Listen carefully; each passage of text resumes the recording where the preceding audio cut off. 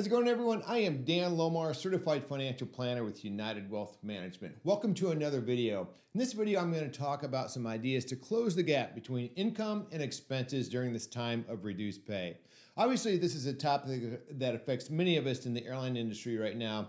And with that in mind, I've created what I call a reduced pay checklist that just offers some ideas for closing the gap, either by reducing spending and or considering sources of income. It also looks at tax savings opportunities that may come with lower income.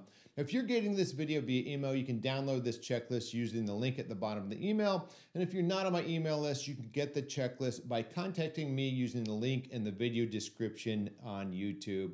Now let's go to the computer and take a quick look at the checklist. But before we do, remember to subscribe and hit the bell icon so that you get notified when new videos come out.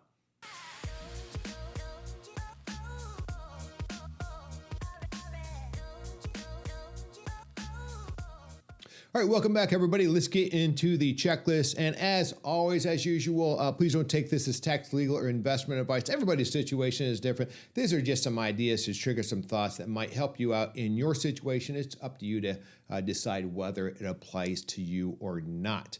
Here's what the checklist looks like: 2 pages. The second half is more of a opportunities that come with lower pay. But let's just take a look at the front page and we'll just go from there. The first thing I did back in April, I started going on surplus lines and I had to start cutting spending and trying to make income and expenses meet from that point on. I came up with a bucketing strategy that I think breaks spending down into 7-day periods rather than 30-day periods, and then longer term periods.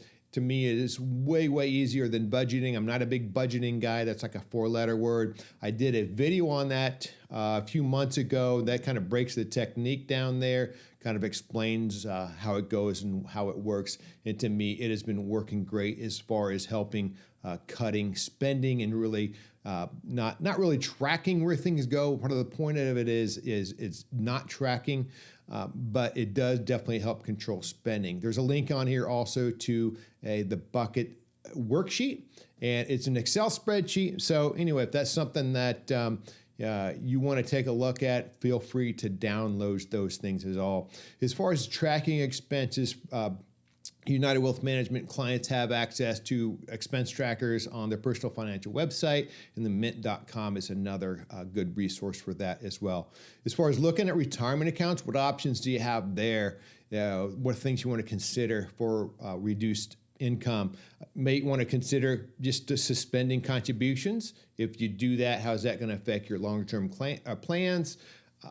If you're going to raise money by doing a CARES Act withdrawal, you might want to set some money aside within that account in safe cash, short-term bonds, and whatever you need to know as far as a CARES Act withdrawal. Within this checklist is another link to a CARES Act checklist that tells you whatever you need to know regarding qualifying events and how doing CARES Act withdrawals from the PRAP works. So take a look at that thing if that's something you need. And then also moving on, mortgage considerations. The CARES Act does allow some mortgage forbearance. So taking a look here, there's a link to a great video that explains that stuff. And you can determine whether that is something that applies to you or not. You might want to consider doing a home refi and lower your interest rates if that is a possibility. Here's a NerdWallet refinance calculator. The link is on the checklist, can help you do some math there. And then if you're a client, obviously give me a call and we'll run through those scenarios too to see how much money you might save from doing a refi. And then on our website is a flow chart that asks, should I consider doing a refi? And it kind of just walks you through some steps to help you decide whether or not it's something going to help you out there or not. Reviewing your life insurance is another thing that as your investments grow and the older you get, you may not have as many people depending on you. Maybe you don't need as much life insurance. You can reduce that maybe, or maybe you can even swap whole life policies for term policies. Those are typically cost less for the same amount of benefit. Something to consider. Again, I'm not out there saying wholeheartedly go reduce your life insurance because it may not be appropriate, but there might be some ways to cut some costs there also. PBGC options. If you're working for United and you're age 60, you can actually start PBGC. The thing to keep in mind there is that PBGC benefit increases for each year you delay past age 60 up to age 70, and the difference between the benefits at age 60 and 70 is pretty substantial. So just something to keep that in mind. You might want to do a break-even analysis and see, hey, if I delay to age 65 or 70, whatever the case may be, how long is it going to be before I break even on those things? And then also always know your survivorship options when you're starting PBGC. Unfortunately for CPRP, the same benefit does not account. You have to be separated or retired from United before you can start your CPRP options. And if you're on PVSL, I believe you're still considered an employee, so it is not an option unless it has changed. But unfortunately, you have to be retired or separated to start CPRP.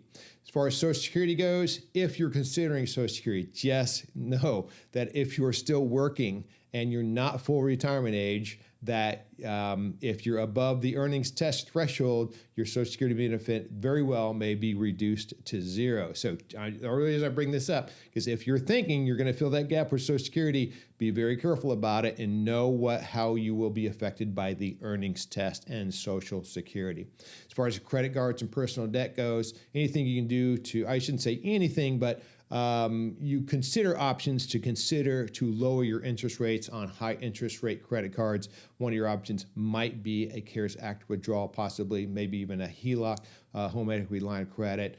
Those are just some different things to consider. And again, really depends on what your interest rates are. If they're high, it'd be more beneficial to take that money from somewhere else. If they're not as high, just kind of weigh your options out as far as that goes. That's going to go to two things.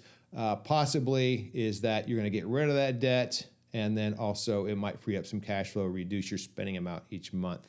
Going on to page 2, what options can you take advantage of possibly with reduced pay? Traditional IRA contributions that you may not have been able to do before. Maybe your income is below certain thresholds.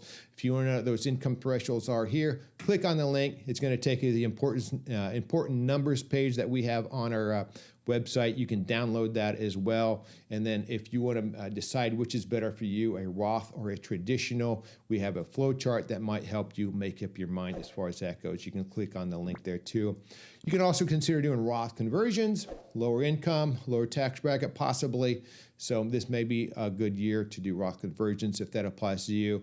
And then on our website, again, we have a checklist for our Roth conversions, tax-free, penalty-free, I should say, and that might give you some guidance whether those are qualified Roth conversions. And then the last thing is just considering selling taxable investments to raise some money to meet short-term needs or long-term needs, whatever might be in your situation. But again, here is a checklist on our website you can click on, or a flow chart that can help you decide whether you have to pay tax on the sale of investments. So those are just some things to take into account. So I hope you found this helpful. Other resources are, again, on our website. We have a menu of various flowcharts and checklists that we're always updating. So if you want to keep up on what we're providing there, shoot me an email or contact me on the contact link on YouTube. And then also, I'm always putting videos out there like this one on my YouTube channel that I try to make relevant to United pilots in our situations, our peer benefits, and so on and so forth. So quite a few videos on there. Anyway, I hope you found this information useful. I'd love to have your feedback on what you want to hear about. But anyway, if you haven't done it yet, remember to subscribe and hit the bell icon so that you know when new videos come out, and contact me using the link on YouTube, and I'll send you the checklist. Until next time, fly safe.